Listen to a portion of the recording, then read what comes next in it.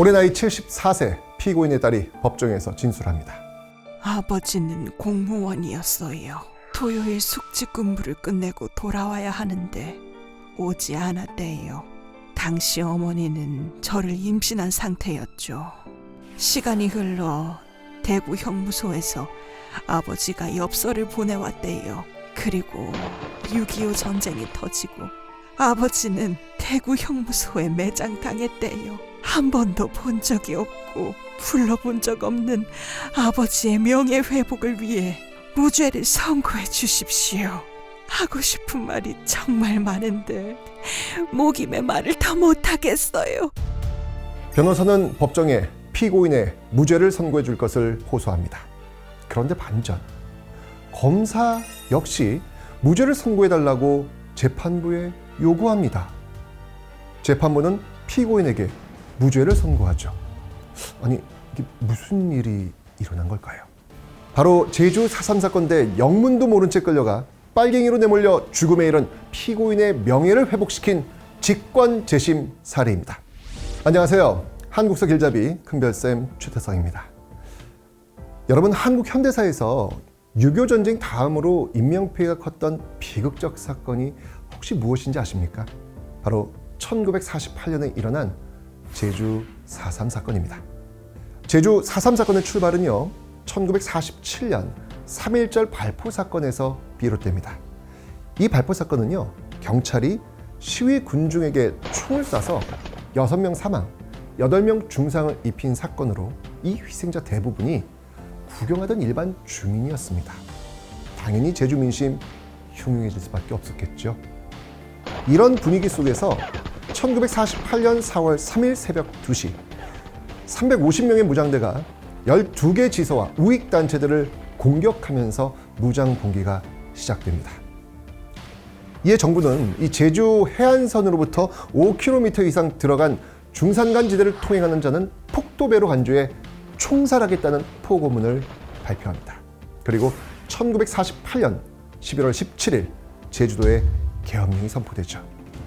자, 이 과정에서 민간인들에 대한 무차별 집단 학살이 자행됩니다.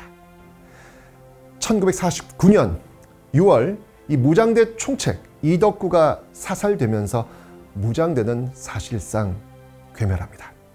그런데요, 6.25 전쟁이 발발하면서 또다시 비극이 찾아옵니다. 4.3 사건과 관련된 요시찰자와 관련 가족 등이 대거 예비 검속되어 죽임을 당한 겁니다. 또 전국 각지 형무소에 수감되었던 4.3 사건 관련자들도 직결 처분됩니다. 앞에서 법정 진술한 할머니의 그 아버지가 이때 희생되신 거죠. 이 과정에서요, 당시 제주도 인구의 10분의 1에 해당하는 3만 명 전후의 희생자가 발생하였습니다. 무장대와 군경의 이 무력 충돌로 사회가 혼란스러웠던 시기, 이 1948년과 1949년 두 차례 2,530명을 대상으로 4.3 사건 군법회의가 열렸습니다. 그런데요, 이 군법회의, 이거 참 황당합니다. 이 군법회의는요, 놀랍게도 재판서, 공판조서, 이런 소송 기록이 발견되질 않아요. 게다가 재판이 아예 없는 경우도 있었습니다. 심지어는요, 형무소에 가서야 형량이 통보되는 이런 어처구니 없는 사례도 있었습니다. 제대로 된 재판 절차 없이 이런 형식적인 절차를 거쳐가지고 하루에 수백 명이 심리 없이 처리되었고요. 사흘 만에 345명에게 사형 선고를 내리기까지 했습니다. 이들에 관해 확인되는 자료는 처분 결과가 쓰여진 한 줄 기록밖에 없습니다. 아니, 사람 목숨을 어떻게 이렇게 조잡한 종이 쪼가리 몇 장으로 끝낼 수 있을까요? 이때 군법회의를 거쳐 인천 형무소로 갔다가 돌아온 한 할아버지는 다음과 같이 증언을 하고 있습니다. 아버지와 형님은 4.3 사건 때 총 맞아서 돌아가시고 저는 토벌대에 잡혀서 끌려갔습니다. 구금된 이후 진술을 강요하는 고문과 구타가 있었습니다. 갇혀 있어 해가 뜨고 지는 것도 알지 못했습니다. 제주도에서 군사재판은 받은 적이 없고 인천 형무소에 도착하자 7년이라는 소리를 들었습니다. 이 소식을 듣고 한동안 잠을 이루지 못했습니다. 이렇게 수많은 제주도민이 무고한 희생을 치르고도 숨죽이며 쉬쉬하며 산 지 50여 년이 흘러 1999년 김대중 정부 시기 제주 4.3 특별법이 제정됩니다. 비로소 국가 차원의 진상규명과 피해보상 처우에 시동이 걸린 겁니다. 이에 그치지 않고요. 노무현 대통령은요, 현직 대통령으로는 처음으로 제주 4.3 사건에 대한 국가 책임을 인정하고 희생자와 유족, 제주도민에게 사과합니다. 하지만 이 시기에 제정된 이 제주 4.3 특별법은요, 위령사업이라든지 의료, 생활지원금에 관한 규정만 있을 뿐 이 희생자와 유족에 대한 배보상 방안과 불법 군사재판 판결 희생자에 대한 명예회복 방안은 담겨 있지 않았기 때문에 반쪽짜리 특별법이다라는 비판을 받기도 했습니다. 자, 그렇게 또 20여 년이 흘러 마침내 2021년 2월 26일 제주 4.3 특별법 전부 개정안이 국회 본회의를 통과합니다. 길고 길었던 기다림 끝에 제주 4.3 문제의 완전한 해결 및 희생자 명예회복을 위한 실마리가 드디어 마련된 것입니다. 이번 제주 4.3 특별법 전부 개정안은요, 희생자와 유족에 대한 위자료 지급, 추가 진상조사, 불법 군사재판 4.3 수용인 명예회복을 위한 특별재심 추진 등이 담겨 있습니다. 무엇보다도요, 4.3 당시 영문도 모른 채 이 군경에 끌려가서 억울한 옥살이를 했던, 그리고 빨갱이로 낙인 찍혀서 죽어야만 했던 이 4.3 수용인들의 명예회복을 위한 일괄적 재심 근거가 마련된 것입니다. 2021년 11월 24일 드디어 4.3 사건법에 따라 위원장을 국무총리로 한 4.3위원회의 직권재심 청구 권고를 수행하기 위한 제주 4.3 사건 직권재심 권고 합동수행단이 출범했습니다.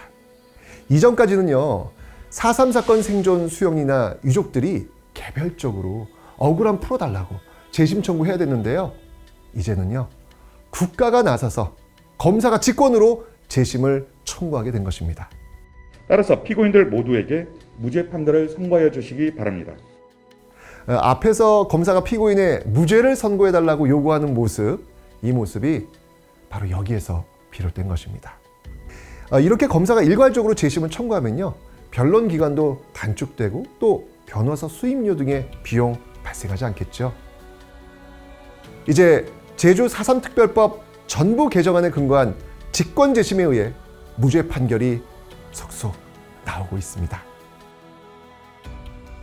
억울한 제주 4.3 희생자들의 그 진정한 명예회복을 위한 그 시간이 무려 70년 넘게 걸린 것입니다.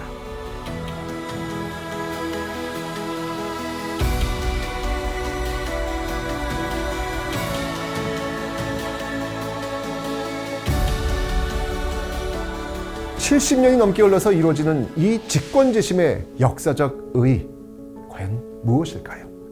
첫째, 대한민국이 과거의 잘못을 스스로 바로잡고자 노력하고 있다는 점입니다. 제2차 세계대전 후 유대인 학살에 대한 독일의 사죄를 통해 알 수 있듯이 수용인의 억울함을 국가가 나서서 해결하겠다는 것은 대한민국이라는 국가가 지향하는 가치가 무엇인지 보여준다고 할 수 있겠죠. 이는 앞으로 우리나라에서 이와 같은 일이 반복되지 않을 것을 천명한 것입니다. 둘째, 우리 현대사에 있었던 국가폭력에 의해 희생된 많은 과거사 사건들의 해결을 위한 기준이 될 수 있다는 점입니다. 제주 4.3 사건의 군법회의 수용인에 대한 명예회복 경험은요, 대한민국이 앞으로 공권력에 의해 희생이 발생한 사건을 처리할 때 억울한 국민을 구제하는 의미 있는 선례로 작동할 것입니다. 결론적으로 제주 4.3 사건이 우리 현대사에서 인간의 보편적 권리인 인권의 중요성을 다시금 새길 수 있는 중요한 사건이라면, 이번 직권재심은 국가폭력에 의한 억울한 희생자들을 국가가 직접 책임지고 해결하는 사법 역사의 중요한 분기점입니다. 역사는 결국 정의가 승리합니다. 비정상적 방법으로 진실을 외면하며 순간은 모면할 수 있을지는 모르지만 결국은 제자리로 돌아옵니다. 비록 긴 시간이 걸렸지만 제주 4.3 사건 수용인에 대한 직권재심이 우리에게 주는 역사의 교훈입니다. 4.3 사건으로 제주도 인구의 10분의 1인 2만 5천 명 내지 3만여 명이 희생되었고 제주 전 지역 300여 마을 2만여 호의 가구가 소실된 엄청난 비극이 인연과 공권력의 이름으로 자행되었습니다. 이번 직권재심으로 국가 공권력에 위법하고 부당한 잘못을 바로잡고 앞으로 다시는 이와 같은 비극이 없기를 진심으로 바랍니다. 피고인들은 내란죄 또는 국방경비법 위반죄로 기소되었으나 희생자 신고인, 유족, 민후보증인의 진술 등에 의하면 피고인들은 아무런 죄가 없음에도 공경에 연루되어 군법회의에 의해 처벌받은 것으로 보이고 달리 피고인들이 내란죄 또는 국방경비법 위반죄를 저질렀다는 증거가 전혀 없습니다. 따라서 피고인들 모두에게 무죄 판결을 선고해 주시기 바랍니다.